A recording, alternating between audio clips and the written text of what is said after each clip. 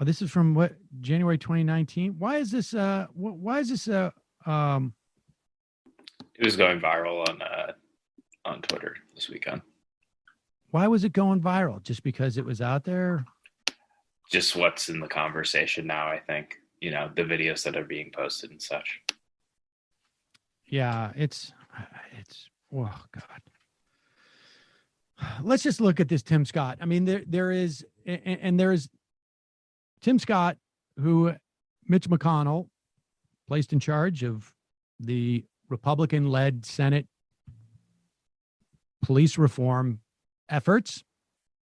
Tim Scott, of course, is the only African-American Republican senator. And so, of course, he's going to be put in charge of the Republican-led reform efforts. Apparently, he's out there saying that qualified immunity cannot be on the table. Now, qualified immunity, again, is a court-developed legal doctrine that says you cannot sue a police officer or any government official, for that matter, for a constitutional rights infringement, I guess, if there is not specific law that has been developed, either passed or within the context of legal doctrine or court found sort of infractions, I guess, or court developed law, that in this exact same situation, they were held liable. Now, this is a tort proceeding. It's a civil proceeding. It's not a criminal one. But the idea is that if tort lawyers come in, certainly I've talked about it ad nauseum in the context of the of private industry. And for me, it's a second order thing, right? I mean, we should have government should be structuring things in such a way that these things don't happen or that there's proper accountability. The tort lawyers, in many respects, particularly in this context, civil rights lawyers, they provide this type of almost like a deputized posse. When the government fails to hold these people to account, these guys come in and end up costing a city or a state tens of millions of dollars. And the idea being is that, like, states and cities react to that often, not always. And on top of it, theoretically, it makes the victims of this type of breach not necessarily whole, but it helps. And Democrats in the House came out for a reform of this notion of qualified immunity. The Republicans supposedly are not for it. Here's Tim Scott. What about the firing? Democrats in particular emphasize that reducing qualified immunity, making it easier to fire bad cops, needs to be in legislation. Are you open to that? Well, there are two ways that you could deal with that. From the Republican perspective, and the president has sent the signal that qualified immunity is off the table. They see that as a poison pill. On our side, we could use the decertification of officer, except for the law enforcement unions say that's a poison pill. So we're going to have to find a path that helps us reduce misconduct within the officers. But at the same time, we know that any poison pill in legislation means we get nothing done. That sends a wrong signal, perhaps the worst signal right now in America. I think we're going to have legislation that can be negotiated, that gets us to the place where something becomes law that actually makes a difference. That's got to be our goal. So to be clear, you personally would be open to reducing immunity but not removing it completely? No, I think there's a way for us to deal with it. Decertification would be a path that I would be interested in looking at. That is a path that has got a roadblock because I don't have the votes on the other side to make that into law. If we do it right, I think we can reduce the number of times that we're dealing with misconduct on the police departments. If we don't do it right, then we'll have the same situation where there is no law, we can do better than that as a nation, and we will. We spoke with the Attorney General. All right, just to be clear on what's going on here. The Republicans want to make it about decertifying specific officers so that the accountability is limited to the officers themselves.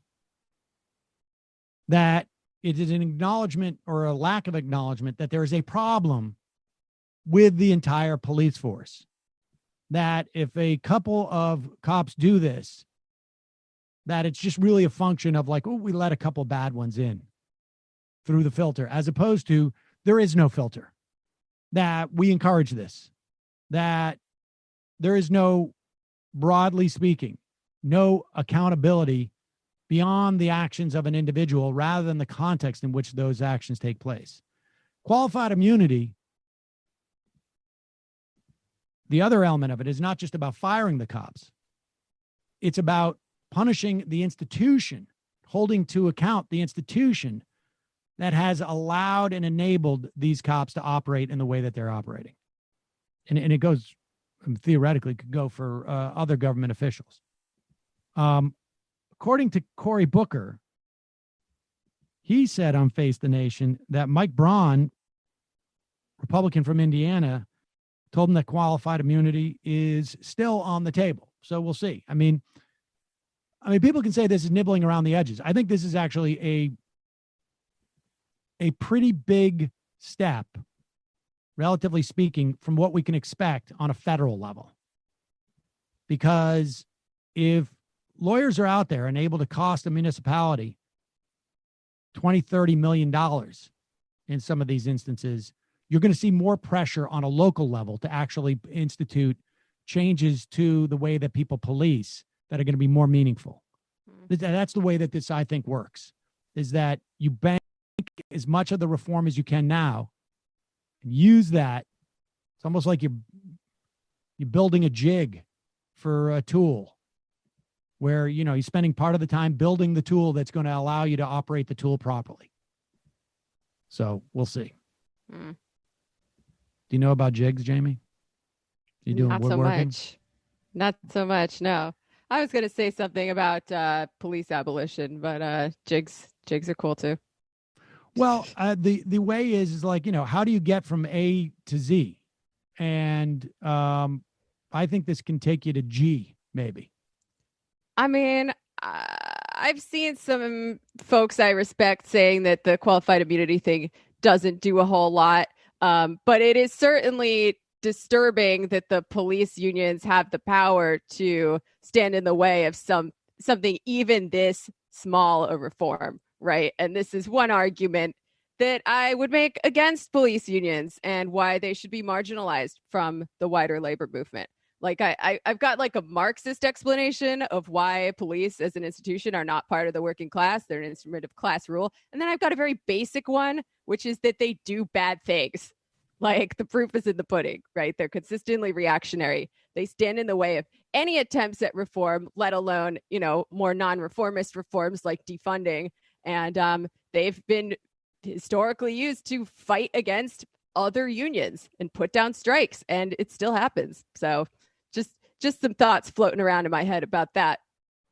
I mean, if you want to see how they're used against sort of the broader union movement, all you really need to do is look at Wisconsin in 2011.